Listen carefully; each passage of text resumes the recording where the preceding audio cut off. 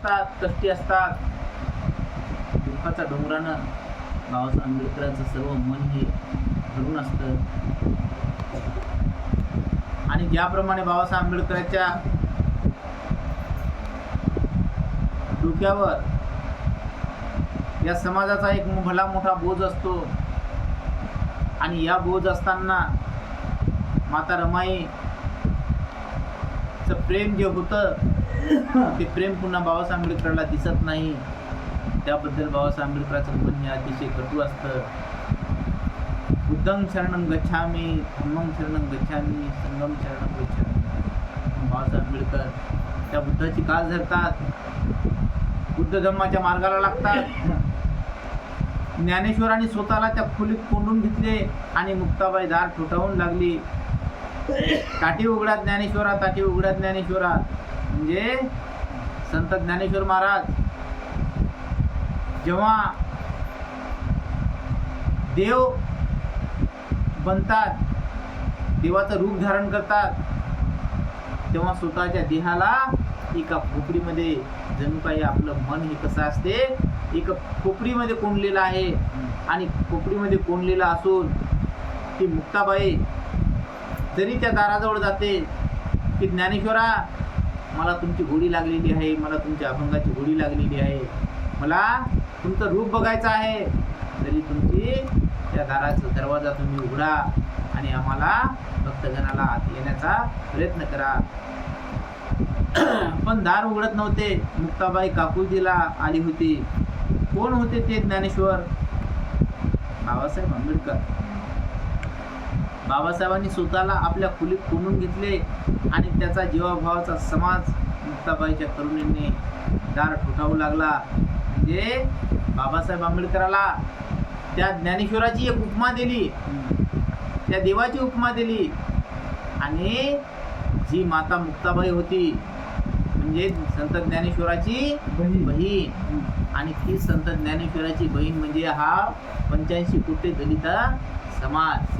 म्हणजे या दलित समाज जो आहे हा अस्पृश्य समाज आहे. हे समाज सर्व बाबासाहेब आंबेडकरांना वंदू लागला. त्यांचा जीव काकुलतीने गेला होता. आणि बाबासाहेब एका बंद कोठडीमध्ये जणू काही कोंडलेली आहे. त्यांना माता रमाई गेल्याच्या बाद जे काही दुःख त्यांच्या मनामध्ये त्यांनी साठवून ठेवलं, त्या दुःखाची उलागडा काही होत नव्हता. म्हणून ते बाबासाहेब आंबेडकर स्वतःला आपल्या खोलीत कोंडून घेतले आणि त्यांच्या जीवाभावाचा समाज मुक्ताबाईच्या करुणेने दार ठोठावू लागला. म्हणजे बाबासाहेब जरी एकलेपणाचं जीवन जगत होते तरीही हा समाज मात्र त्यांना एकलेपणाचं जीवन जगू देत नव्हता. कारण काय होतं की बाबासाहेब आंबेडकरावर कठोर प्रेम करणारी ही 85% जनता मात्र तयार होती. कारण सर्वांना माहीत होतं की बाबासाहेब आंबेडकरांना आपल्या बुद्ध भगवान की जय, भीम भगवान की जय, महात्मा ज्योतिबा फुले की जय. पण दार उघडल्या जात नव्हते. आतून कोणताच आवाज येत नव्हता, कोणतीच चाहूल येत नव्हती. सारे लोक काकुतीला आले, काकुतीने आवाज देऊ लागले बाबासाहेब, पण बाबासाहेब दार उघडतच नव्हते. बाया बापड्या रडवेल्या झाल्या, त्यांचा धीर खचला. काही म्हाताऱ्या बाया तर रडायलाच लागल्या. काय झाले हो माझ्या बाबाला? का रागावला तो? कोण बोलले त्याला? बाबासाहेबांचा एक जिवलग मित्र धावत आला आणि त्याने विचारले, काय झाले? बाबासाहेब दार उघडत नाहीत, आम्ही केव्हाचे दार ठोठावतो आहो, काय झाले बाबाला?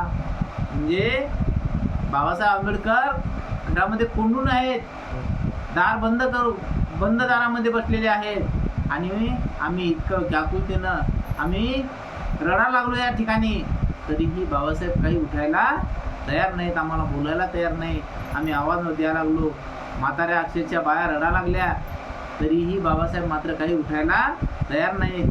मग तो एक बाबासाहेबांचा एक जिवलग मित्र म्हणजे जीवाला साथ देणारा मग असा मित्र धावत आला आणि त्याने विचारले की काय झाले?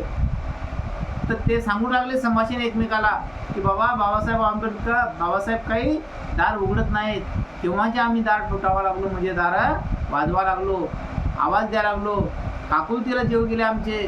बाया अक्षरशः त्या ठिकाणी राडा करू लागल्या, रडू लागल्या. म्हाताऱ्या बाया सुद्धा अक्षरशः आसवांच्या धारा त्या ठिकाणी वाहू लागल्या. परंतु बाबासाहेब काही मात्र दार खोलायला तयार नव्हते. मग त्याच्या जीवातनी वाईट वाटायला लागली की बाबा नकळत काय झालं असेल. कारण म्हातारा महिला जाऊन काहीतरी दिवस झालेले आहेत आणि बाबासाहेब आंबेडकर दुःखाच्या डोंगरानं भांबावून गेलेले आहेत. आणि खरोखर त्या दुःखामध्ये बाबासाहेब आंबेडकरांचं तर काही बरं वाईट झालं नसेल. अशा पद्धतीची भावना त्या माऊल्यांच्या त्या भावनांच्या मनामध्ये येऊ लागली. ते दुःखी होऊ लागले, कष्टी होऊ लागले. त्या मित्राने धीर दिला आणि तो म्हणाला, बाबासाहेब वाचनात गर्क असतील, लेखनात घडले असतील, ते वाचत असले, लिहित असले की आजूबाजूने जग ते विसरून जातात, स्वतःला सुद्धा ते विसरतात. दारावर धक्के देऊन त्यांना त्रास देऊ नका. त्या मित्राने साऱ्यांना समजावण्याचा प्रयत्न केला, पण सारेजण फारच अस्वस्थ झाले होते. म्हणजे त्या मित्रानं काय केलं, मग एक धीराची गोष्ट सांगितली, लोकांना धैर्य दिलं की तुम्ही काही इथं गडबड गोंधळ काही करू नका, लढा किंवा कलमा काही म्हणजे असं वेगळं विचित्र काही इथं करू नका.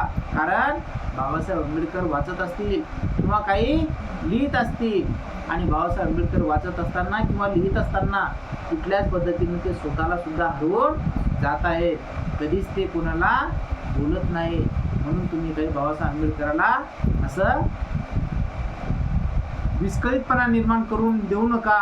कारण त्यांच्या मनाला कुठला तरी त्रास होऊ देऊ नका आणि त्याला दारावर धक्के देऊन त्यांना त्रास देऊ नका. मित्राने साऱ्यांना समजावण्याचा प्रयत्न केला, पण सारेजण फारच अस्वस्थ झाले होते.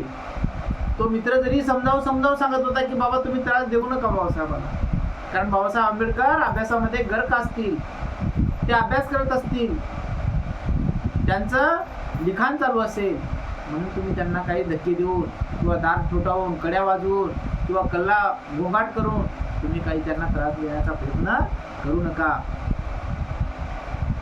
परंतु लोकांचं मन काही धैर्य देत नव्हतं. कारण यांच्या मनामध्ये वेगळ्या वेगळ्या भावना निर्माण होत होत्या की बाबा काय झालं असेल, आमचा नेता आहे, आमचा बाबा आहे, याला निश्चितच काय झालं असेल, एकाएकी अस्वस्थ होतील. नाहीतर काय, बाबासाहेबांचे खोलीचे दार केव्हापासून बंद होते. बाबासाहेब खोलीत होते, संध्याकाळ होत आली तरी दार बंदच होते. बाबासाहेबांना डोळ्यांनी पाहिल्याशिवाय कुणीच तेथून हलत नव्हते. उलट गर्दी वाढत होती. संध्याकाळ उलटली, रात्र झाली तरी दार बंदच होते आणि दार उघडण्याचे कोणतेच चिन्ह दिसत नव्हते. आता तो मित्रही थोडा अस्वस्थ झाला. त्याने हलकेच दार ठोठावले आणि हळू आवाजात हाक दिली, बाबासाहेब, बाबासाहेब. पण आतून कोणताच आवाज येत नव्हता. दार उघडले जात नव्हते. त्या मित्राने दाराच्या फटीतून पाहण्याचा प्रयत्न केला आणि त्याला जाणवले खोलीत अंधार आहे. अंधारात बाबासाहेब काय वाचत असतील आणि काय लिहित असतील. तो मित्र अधिकच घाबरला आणि त्याने जोराने दार ठोठावले. तो जोराने हाक मारू लागला, बाबासाहेब, बाबासाहेब. पण दार बंदच होते. आतून आवाज येत नव्हता. त्या मित्राच्या छातीत धडकी भरली आणि त्याने काकुळतीने हाक मारली, बाबासाहेब. पण ही हाकही बाबासाहेबांना ऐकू गेली नसावी. बाबासाहेबांनी दार उघडलेच नाही. आता साऱ्याचा धीर खचला आणि साऱ्यांनी एकवटून दाराला धक्के दिले. त्या धक्क्याने मात्र दार खिळखिळे झाले आणि दाराची कडी एकदम निखळून पडली. दार उघडले गेले आणि सारे धडधडत्या छातीने एकदम आत शिरले. त्यांनी पाहिले बाबासाहेब ध्यानस्थ होते. त्यांनी भगवी कफनी घातली होती. आपल्या डोक्याचे चमन केले होते. साऱ्याच्या तोंडून आवाज निघणार होता, पण त्या मित्राने स्तब्ध राहण्याचा इशारा केला. सारे स्तब्ध राहिले. त्या ध्यानस्थ ज्ञानेश्वराला साऱ्यांचे हात नकळत जोडले गेले. साऱ्यांचे मस्तक नम्र झाले. म्हणजे बाबासाहेब आंबेडकरांना ध्यान साधनेला सुरुवात केली. ध्यान साधनेमध्ये मग्न झाले. बाबासाहेब आंबेडकरांनी बौद्ध धर्माचं शिवर परिधान केलं, बौद्ध धर्माची दीक्षा घेतली आणि त्या बंद दारामध्ये एखाद्या त्या ज्ञानेश्वरासारखं ते मनन करू लागले, चिंतन करू लागले. ध्यानस्थ ज्ञानेश्वराला साऱ्यांचे हात नकळत जोडले गेले, साऱ्यांचे मस्तक नम्र झाले. म्हणजे त्या ज्ञानेश्वराची उपमा बाबासाहेब आंबेडकरांना देऊन लोक मग एकाएकी चकित झाले आणि बडा बडा बडा बडा बाबासाहेब आंबेडकरांचं लोक काय घेऊ लागले, दर्शन घेऊ लागले. का की एकाएकी बाबासाहेब आंबेडकर इतके स्तब्ध आणि इतके शांत का आहे? पण बाबासाहेब आंबेडकरांनी बुद्धाचा धम्म स्वीकारला होता आणि बुद्धाचा धम्म स्वीकारून अंगावर चिवर परिधान केलं होतं, आपल्या डोक्याचं मुंडन सुद्धा केलं होतं आणि ध्यान साधनेला ते बसले होते. बाबासाहेब अजूनही ध्यानस्थ होते. त्यांच्या गालावर सुकलेल्या अश्रूंचे ओघळ होते. एक दिवा मंदपणे जळत होता, त्यांचा मंद प्रकाश खोलीत पसरला होता.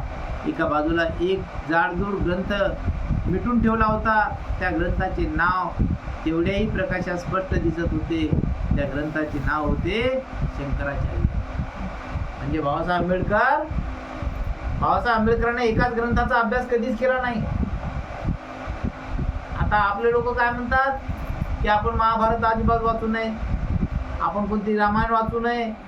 बुद्धं शरणं गच्छामि.